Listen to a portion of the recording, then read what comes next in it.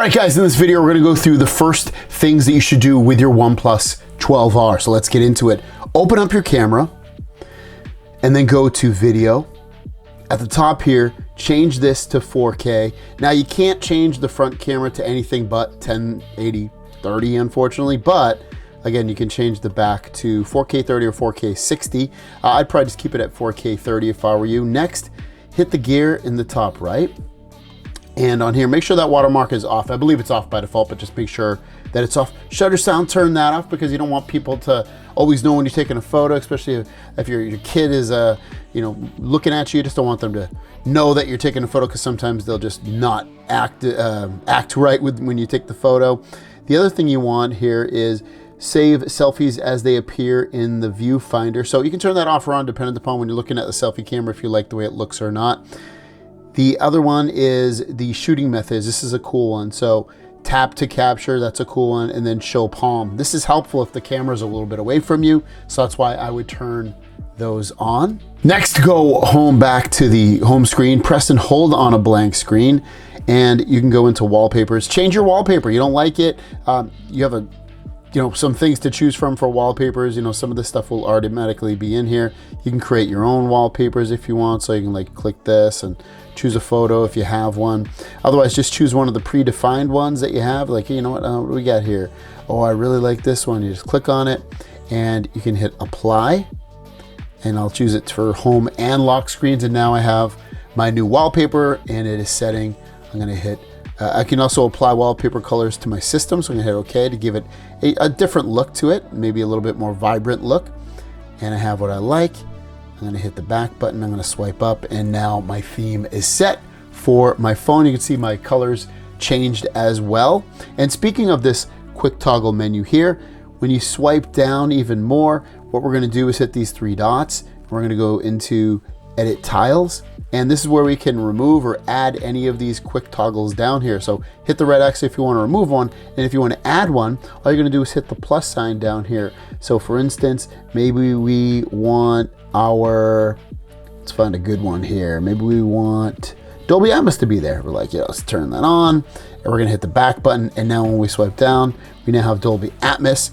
And if you press and hold it, you can actually turn it on, which I would recommend turning on for sure if it's not already turned on. And you can even show different scenarios to choose from. I'd probably choose smart, so it decides for me. The next thing you want to do is swipe down from the top, hit the gear in the top right. This is going to bring us into settings. Go into home screen and lock screen. Double tap to lock. I like this one, so you can double tap on the screen. I'll show you real quick. If you double tap like that, it's going to lock the screen. So it just makes it, a little bit easier to lock your screen instead of having to always have to press the button. App animation speed. Change this to fast. It's going to make your phone feel a little bit faster. Very, very helpful when you're just using it. Swipe down on the home screen. You can either do your notification drawer or your shelf. I would definitely choose notification drawer. That's when you're just swiping down. You'll see your notification drawer. That's going to be more important to you guys. If you're always moving around your icons and you like the way your home screen's set up, turn this on, lock home screen layout. That will help you with all that stuff. The other thing is in here, if you're coming from an iPhone and you still want that look, you can choose standard, and that will give you the same home screen that you had before, just home screens, no swiping up to get to your app screen. But I like the way Android does it, so that's why I'm going to keep it. Add apps to home screen, turn that on. If it's not, it's just going to add any new apps to your home screens as you download them. The other ones are these ones, home screen layout. If you want these to be bigger or smaller so you can fit more or less things on here, you have that capability, so it can come in handy. When you're done, hit apply. Some other ones on here, raise to wake, I would turn that on. Double tap to turn on and off the screen. These are all super, super helpful under the home and lock screens. Back into settings, go into display and brightness. This is where you can turn on and off dark mode. I like it generally, so that's why I have it on. You can also schedule it if you want. If you schedule it, you can have it on from sunrise to sunset or set a custom time. I usually just keep it on. I think it's better. Brightness is where you can control your brightness. You can also control your brightness right here, but ultimately keep it on auto brightness. It's usually pretty good about controlling your brightness on there. Screen color mode.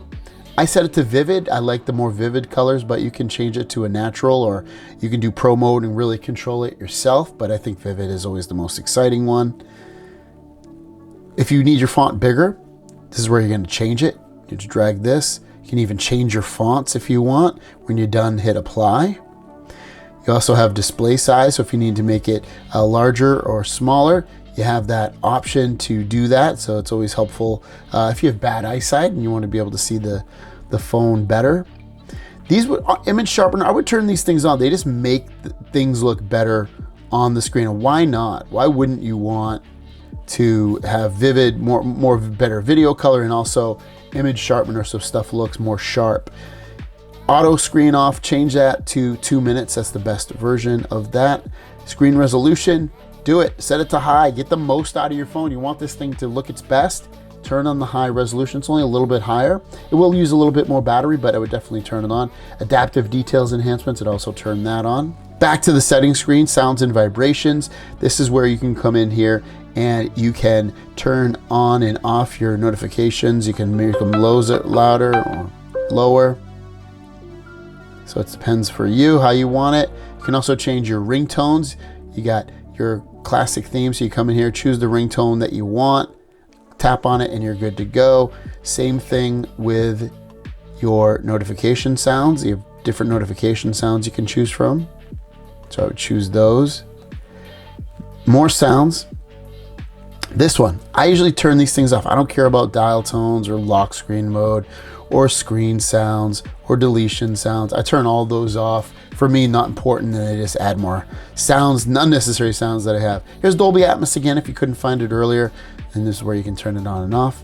Spatial audio, I would turn this stuff off. You have to connect your headphones, but turn them on. It gives it a really cool effect if you turn it on.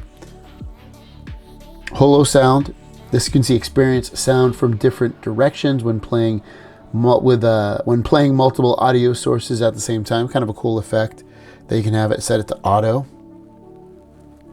Haptics, there you go. You can haptic intensity, you can merely make it intense if you want, or completely turn them off. It's up to you. Next, under settings, go to special features, and I would turn some of these things on. I like this one, swipe up with 3 fingers to enter split view. I don't think this app works, so let me open up this. So if you have an app open, swipe up with 3 fingers. There we go, swiping up with 3 fingers, and then choose the other app. We'll just go into, that game doesn't support it, so let's just choose something else here. We'll choose Google, and there you go. I've got two apps open at once. While I have this open, if you hit the square button, if you have the buttons or what I just did, holding up and going up, you can close all your apps just by tapping close all. Back into settings, go to additional features or additional settings. This is where you can change if you want the buttons at the bottom. And if you do have the buttons at the bottom, you can also change them. But I like the gestures now on Android, so I use those. So I like those. You can even hide the navigation bar at the bottom there if you don't want to see that, the gesture bar, which I don't need it.